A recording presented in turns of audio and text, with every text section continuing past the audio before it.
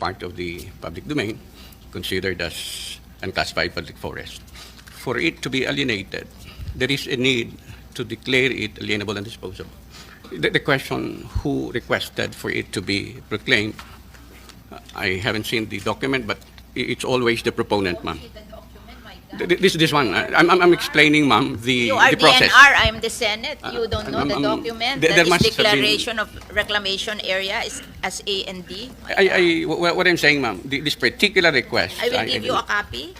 I have the copy. I'm You sure don't it's have the somewhere in our copy. file, but what I'm saying is the process, Madam Chairman. Kinanong kita kanina kung ikaw ang nag-recommend sa President, sabi mo PRA. Ngayon sabi mo dapat kayo ang magsusulat sa President. There's conflict there. I-clarify ko lang yung statement ko, ma'am. Request po yung nag-trigger ng aming action. And I said, the proponent. In this particular case, clarify ni PRA, sila yung proponent. Kasi there are projects applied with them, no? But the proponent could be LGU. Because we have presidential proclamations and these are under the Marcos administration na pala. May 2023 proclamation. And then, sige, Yusek, nandun na tayo. So, the procedure is, you make a survey, you do complete staff work. Meron ba decision making involved o ministerial lang? You do the survey and then you just endorse it? Yes, Reclamation. 265. Yes, sir. Okay. So, kada isa nito, itong apat na nabanggit mo ng ATI, kung saan sila may reservations or ano, meron ng mga presidential No, sir. proclamations. Ito Just, pa lang. just Pasay 265, sir. Ito pa lang. Yes, sir. Okay. So that means if we can find something objectionable here, we can inform the Office of the President to restrain. Ano? We'll go now to the hearing proper. Okay. We have many visitors now affected by the reclamation. I want to call each and every one of them because after the first hearing, they requested to be represented here because they are the operators of our very big ports in Manila, which will be affected by reclamation. First in line would be the president of association, the Director President of the Asian Terminal Incorporated, Mr. Eusebio Tanco, to be represented by Mr. Sean James L. Perez, Senior Vice President.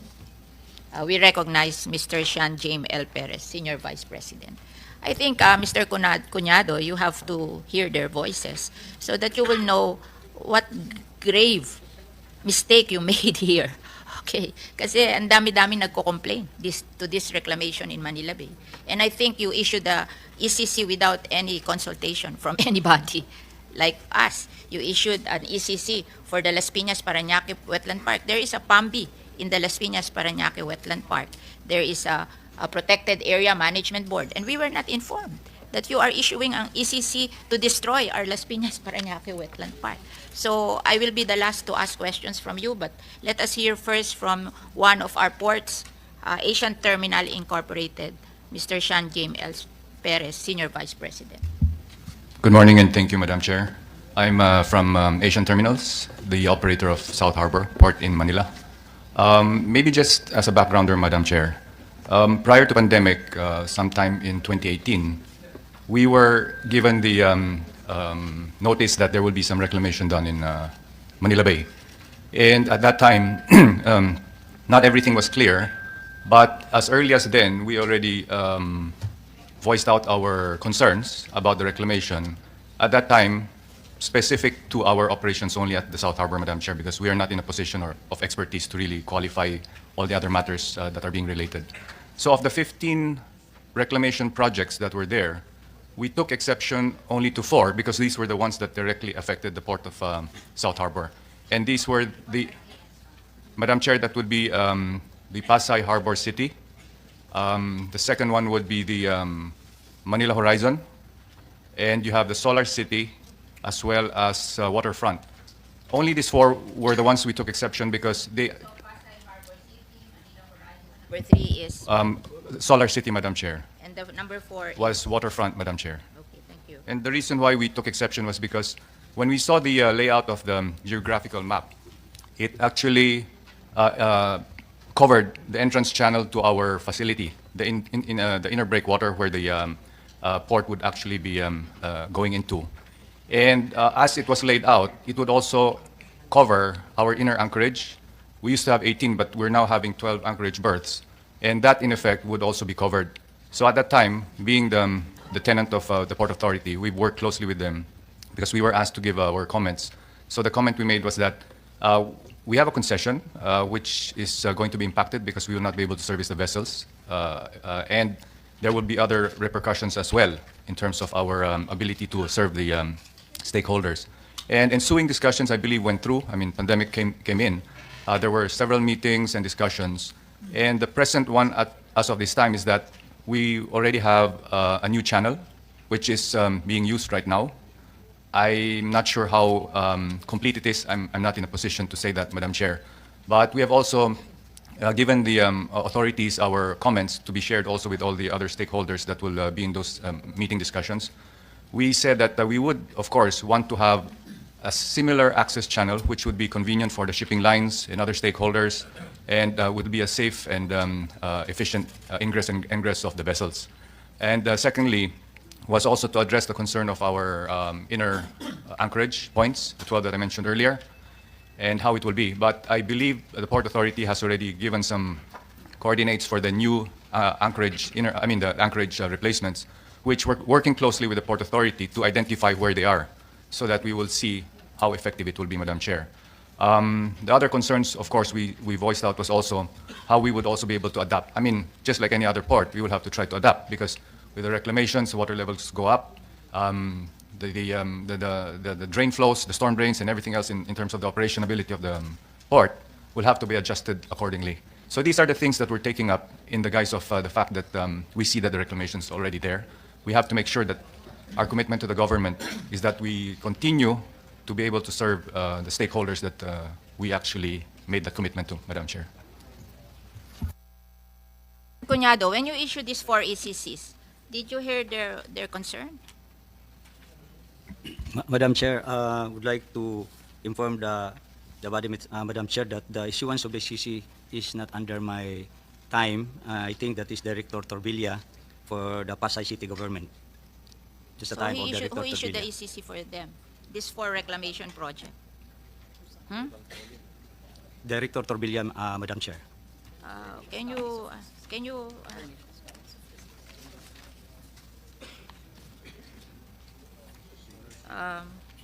at this point, would like to request the committee secretary to swear in Engineer William Cuñado.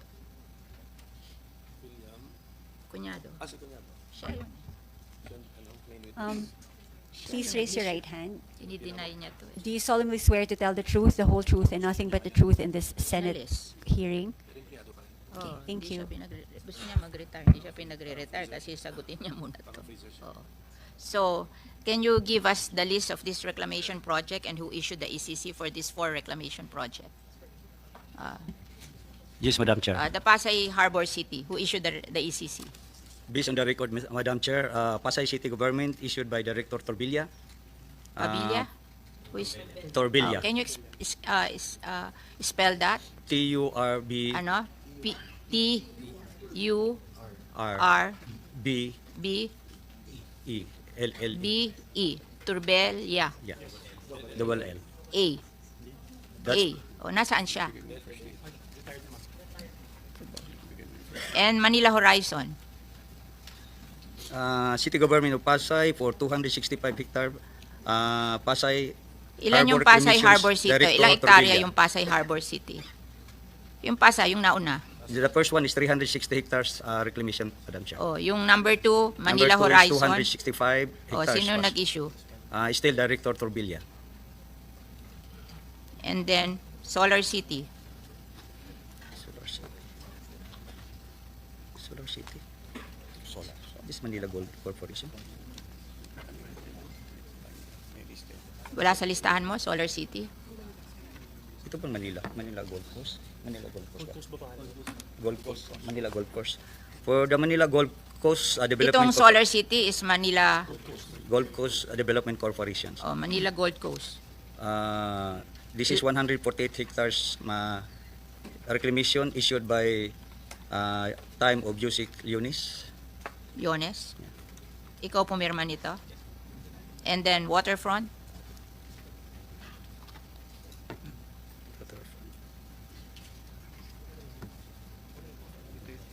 City Government of Nabutas. Waterfront. What is the name of waterfront? Ano Manila? Torbilla, Manila rin? Manila. Director Torbilla. Siya uli. Ilang hectares?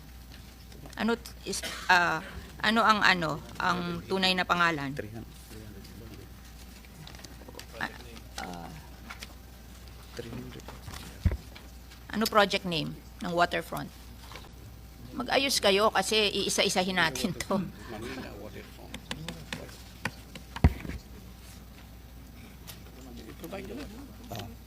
Manila Waterfront Reclamation Project, issued by Director Vitudyo Torbilla. Turbella.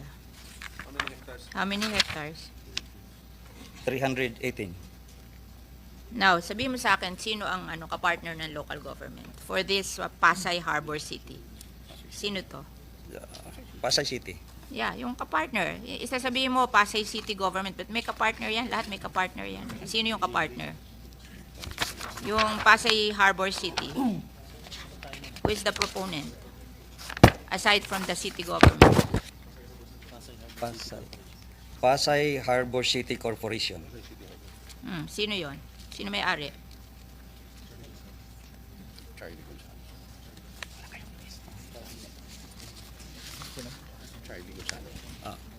Charlie Ito na yun. Gonzales. Charlie Gonzales. Oh, ito ba yung merong Merong isa kayo dito na i-declare nyo ng A&D? Nasaan yun?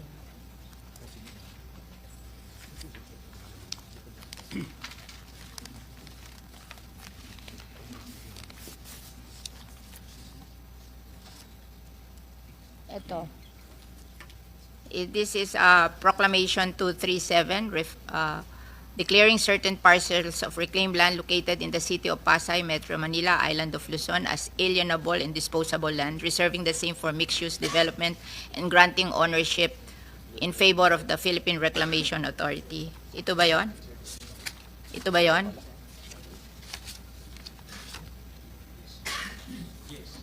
This is the one. Please explain to me who asked the President to declare this as A&D.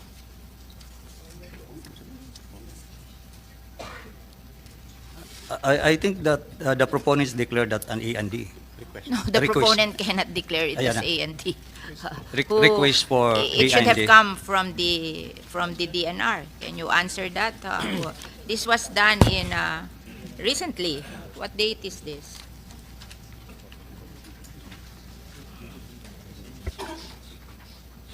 October 17, 2022. Can DNR answer this? Did you recommend this to declare this as A&D? I can explain, Madam Chair, if please I may, explain. the process. Secretary Adobo. Yeah. A reclaimed area would be an unclassified land, no? Therefore, it's part of the public domain, considered as unclassified public forest. For it to be alienated, there is a need to declare it alienable and disposable. The question who requested for it to be proclaimed, I haven't seen the document, but it's always the proponent, ma'am. This one, I'm explaining, ma'am, You are the process. DNR, I'm the Senate. You don't know the document. there That is must have been- declaration of reclamation area is as A&D.